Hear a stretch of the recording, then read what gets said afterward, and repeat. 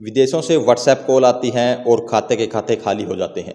ये ठगी आम चल रही है आजकल। किस तरह से भोले भाले लोगों को ठगा जा रहा है, तो इसी तरह का एक मामला हमारे सामने आया है और बीजेपी के जो जिला महामंत्री हैं रामपाल राणा जी वो मौजूद हैं। उनके साथ भी कुछ इसी तरह की घटना घटती है और इस तरह की घटना जैसे उनके साथ घटती है तो क्या कुछ उन्होंने इस घटना को लेकर किया है, कहाँ तक ये पहुँचे हैं, तो ये वीडियो उन लोगों के लिए है जैसे आपके पास अगर इस तरह की कॉल आए तो आपने क्या करना है, किस तरह से इस तरह की कॉलों से आपने बचना है। तो पूरी घटना को लेकर रामपाल राणा जी से बातचीत करेंगे, इन्हीं से जानेंगे कि क्या कुछ कॉल थी। मैं सबसे पहले तो आपका इस न्यूज़ चैनल का धन्यवाद करता हूं और उन सभी साथियों को जो मेरी आज इस घटना से प्रेरित होंगे और आपके इस चैनल को सुनेंगे, उन सब का भी मैं धन्यवाद करता हूं।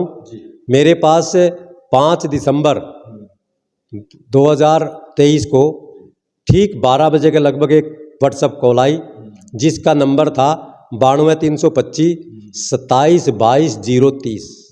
जैसे वो कॉल मैंने देखी भाई ये दूसरे हमारे देश की कॉल नहीं है, तो मैंने इस कॉल को उठाया। कॉल को उठाने के बाद वहाँ से हेलो की आवाज़ आई, मैंने भी हेलो किया। वो कहने लगे नमस्कार अंकल जी। मगर नमस्कार भाई। अंकल जी मुझे पहचाना? मैं भाई मैंने तो पहचाना नहीं। वाह अंकल जी आपने मुझे नहीं पहचाना? नहीं भाई मैं नहीं पहचान पाया।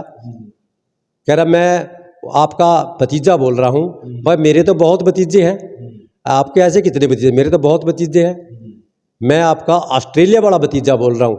मगर मेरे तो भतीजे सारे ऑस्ट्रेलिया जा रहे हैं। ऐसा कैसा है आपके सारे भतीजे? हाँ मेरे सारे भतीजे ऑस्ट्रेलिया। इसका मतलब आपने ऑस्ट्रेलिया खरीद रखा है? हाँ मैंने खरीद रखा है भाई ऑस्ट्रेलिया।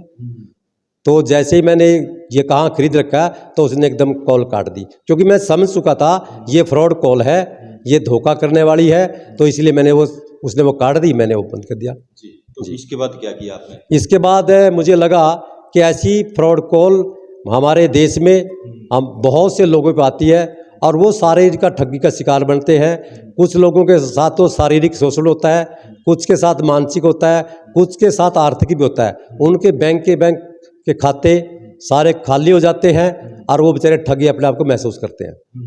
तो क्या कुछ कार्रवाई आपने की?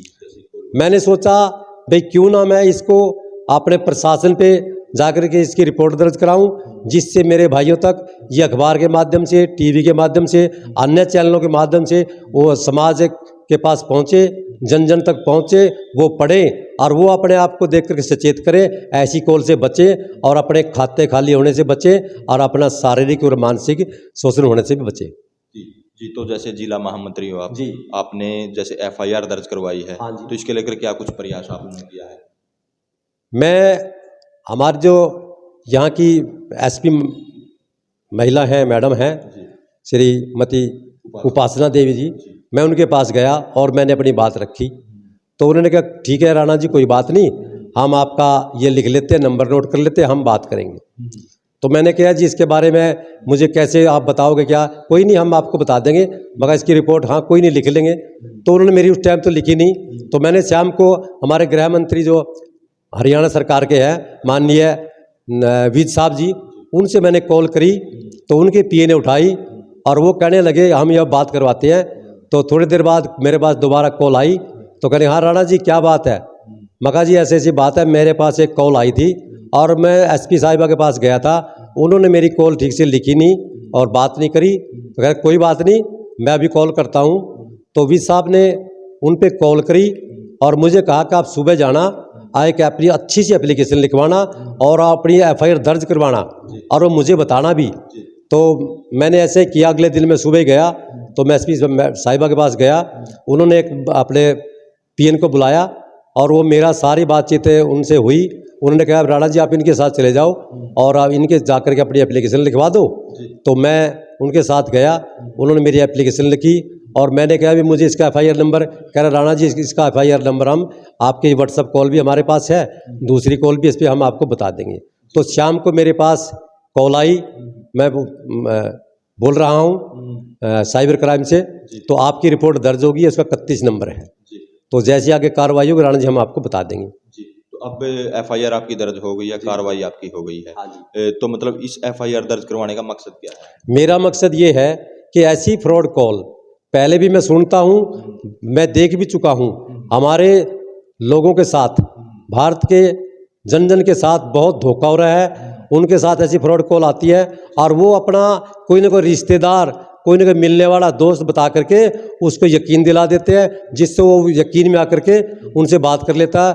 तो वो उससे पैसा लेने का भी काम करते हैं। और वो अब मेरा एक भाई वो ठगा जाता है, अपने सारे खाते खाली कर हो जाते हैं। और काफ़ी के साथ तो उनके साथ तो शारीरिक और मानसिक भी शोषण हो रहा है, उसके भी जाल, ठगी के जाल बन जाते हैं। उन सबको सचेत करने के लिए मैंने एक ऐसा कदम उठाया है और एक अपनी एप्लीकेशन लिखवा करके उसके FIR 31 नंबर जो दर्ज कराई है, और जिससे वो पेपर के माध्यम से, टीवी के माध्यम से और जितने भी चैनल्स जो हमारे से यूट्यूबर हैं उनके माध्यम से वो सचेत हों, वो पढ़े और इसका लोगों को धोखा होने से बचे।